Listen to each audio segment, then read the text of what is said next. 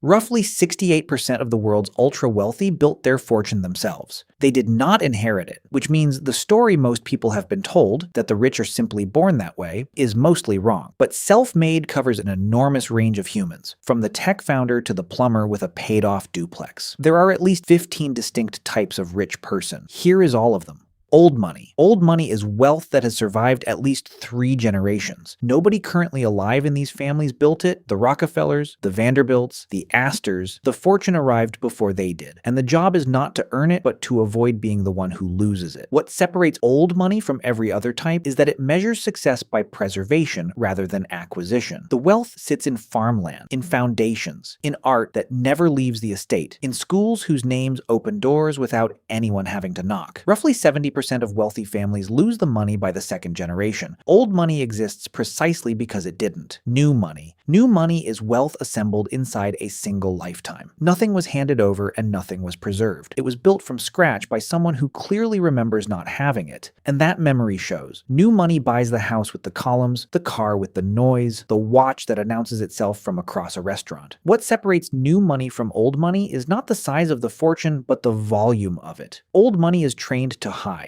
New money was never given a reason to. Nobody handed them a rule book about restraint, and it is genuinely difficult to feel ashamed of enjoying something you actually built. The tech rich. The tech rich are a subspecies of new money that appeared in the last 30 years and quietly rewrote the timeline. A railroad fortune took decades. A software fortune can take 4 years, occasionally less. What makes this type different is the speed. A company with no factory, no inventory, and no product you can physically hold can be worth more than an entire industrial empire. Their spending habits almost never catch up to their balance sheets. The uniform is a gray t-shirt, the car is forgettable, and the ownership stake is a rounding error away from a small nation's economy. Crypto rich, which brings us to the only group that got there faster. The crypto rich bought something in 2013 that most people considered a joke, forgot about it, and woke up years later permanently solvent. A striking number of them had no financial background whatsoever. What separates crypto wealth from tech wealth is that tech wealth was built and crypto wealth was bet. The founder shipped a product while the holder made one decision and then did absolutely nothing for 8 years, which turned out to be the difficult part. It is also the only fortune on this list capable of having while its owner is asleep, the real estate rich. Real estate is the oldest route to wealth and by far the least interesting to watch. These are people who bought one property, rented it out, used the rent to buy a second, and then repeated that quietly for 25 years. What separates them is their relationship with time. They measure progress in mortgages retired, not in quarters closed. Land cannot be manufactured, printed, or duplicated, which makes it the rare asset that stays scarce without anyone having to defend it. The tenant pays down the loan, the owner waits. And waiting, unglamorous as it is, remains one of the most reliable strategies ever discovered. The investor rich. The investor rich never built a product or hired an employee. They bought pieces of other people's companies and then refused to sell them. Warren Buffett invented nothing and became one of the richest men alive by identifying good businesses and then doing almost nothing for 60 years. What makes this type nearly undetectable is that there is nothing to look at. No headquarters, no launch, no announcement. Just an account compounding in the background of an entirely ordinary life. The investor rich spent decades appearing exactly like everyone else, right up until the arithmetic becomes impossible to ignore. The celebrity rich. Celebrity wealth arrives in bursts rather than streams. A hit record, a franchise role, one viral month can deliver more money in 90 days than most careers produce in 40 years. What separates the celebrities who stay rich from the ones who end up in bankruptcy filings is entirely what happens after the burst. Rihanna's cosmetics company is worth several times her entire music catalog. Jay-Z's fortune is mostly not music, the ones who last understood something early. Fame is not the fortune, fame is the seed capital, and it has an expiry date. Everyone else spends the burst as though a second one has been scheduled. The athlete rich. Athlete wealth is celebrity wealth with a countdown attached. A professional career runs somewhere between 3 and 15 years, and the body decides when it ends, not the athlete. What makes this type unique is the compression. An entire lifetime of earning is delivered inside a single decade, usually to someone in their 20s who has never managed money before and is being advised by people who have. LeBron James understood this early and built media, food, and entertainment ventures that quietly outgrew his basketball contracts. The ones who stay wealthy treat the salary as a budget rather than an identity. A significant share of the rest are broke within a few years of the final whistle. The professional rich? The professional rich earn through expertise. Surgeons, litigators, specialist consultants, anyone whose income depends on a license and a calendar. The salaries are enormous, and the respect is automatic. What separates them from almost everyone else on this list is a ceiling. Their money is generated by their own hours, and there is a hard limit on hours. When the professional stops working, the income stops the same afternoon. A surgeon earning $800,000 a year still cannot be in 2 operating rooms at once. They own an exceptionally well-paid job, which is not the same thing as owning an asset. The business owner rich, which is precisely what this next type worked out. The business owner rich own the plumbing company, the 3 franchises, the regional distributor nobody outside the county has ever heard of. They invented nothing world-changing. They built something profitable and boring and then kept it alive for 20 years. What separates them from the professional is that the money arrives whether or not they are in the building. The business generates cash while the owner is on holiday, asleep, or entirely absent. They are statistically among the most common millionaires on the planet, and almost none of them look the part in the school pickup line. The lifestyle rich. Now the fragile ones. The lifestyle rich earn a genuinely high income and spend essentially all of it. The house is large, the calendar is full of flights, and the savings account is a rumor. On any given Saturday, they are the wealthiest person at the party. On any given Tuesday, they are 5 weeks from catastrophe. What separates income from wealth is the gap between them, and the lifestyle rich have engineered that gap down to 0. They have perfected the appearance of having arrived without ever actually arriving, which is an extraordinarily expensive way to look successful. The leverage rich. Closely related, but financed by strangers. The leverage rich use debt to control assets far larger than anything they own. The property portfolio, the fleet, the tower with their name on it, most of it borrowed. Deployed carefully, leverage is how fortunes get built quickly. Deployed carelessly, it is how they vanish over a single weekend. What makes this type so difficult to read is that leverage is visually identical to wealth from the outside, right up until the moment it isn't. When the economy is generous, they are called visionaries. When it turns, everyone finds out how much of the empire was ever theirs. The paper rich. The paper rich have crossed 1 million or 1 billion on a spreadsheet and could not hand it to anyone if asked. The fortune is trapped inside a house they still sleep in, or shares they are contractually forbidden from selling. Early startup employees routinely become millionaires while eating instant noodles, because the wealth is real and the wallet is not. What separates paper wealth from actual wealth is liquidity. A number only becomes money the moment somebody else agrees to pay it, which they reliably do, right up until the morning they don't. The inheritor. The inheritor is not old money. Old money is a system. An inheritance is an event. A single transfer arrives from a parent, a grandparent, the sale of a company, and the entire trajectory of a life changes in one afternoon. Some inheritors handle it with the discipline of the person who earned it and grow it considerably further. Many do not. The research here is unkind. A large share of significant inheritances are substantially gone within a few years of landing. Money transfers instantly. The skill required to keep it does not transfer at all, and nobody thinks to include the manual, the quiet rich, and finally the type nobody notices, which may be the most surprising one of all. The quiet rich are teachers, mechanics, mid-level managers, small-town accountants. No windfall, no exit, no lucky bet. They lived below their means for 30 years and invested the difference, and the difference compounded into a number their neighbors would flatly refuse to believe. They drive cars with mileage. They still live in the house they bought in their 30s. They set off precisely 0 alarms at a dinner party. Study after study of actual millionaires arrives at the same unglamorous conclusion. The most common one is not the founder and not the heir. It is the ordinary person who saved consistently, invested patiently, and told absolutely nobody. They are the least visible type of rich person, and, according to the data, one of the most common, which means the assumption almost everyone makes, that wealth is obvious, that money announces itself, is close to exactly backwards. The loud ones are frequently leveraged. The quiet ones are frequently rich. So the next time you find yourself measuring someone by their car, remember that the 15th type is the one you will never see coming, and that it is the only one on this list still accepting applications. If you made it this far, you're the kind of person this channel was built for. Subscribe.